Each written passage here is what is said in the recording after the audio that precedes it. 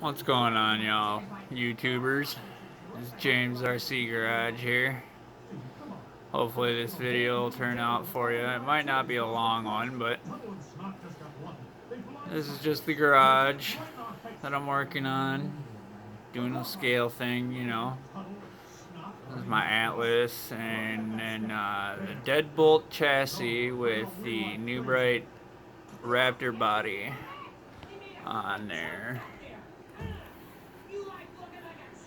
And the Endura tires.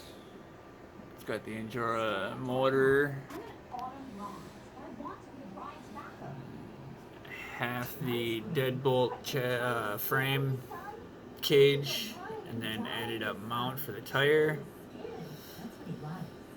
And yeah, lost the lens for my light. Took the scoop off the Deadbolt body as well. And threw that on there. A little bit of super glue. Well, not super glue, hot glue. Sorry. But yeah. Everything's all lit up. There's lights in the bumper, lights in the headlights. The top lights work actually, and then there's lights in the bumper. So in order to get that upper link mount to work, I had to put the stock axle back on. But yeah, that's my rig.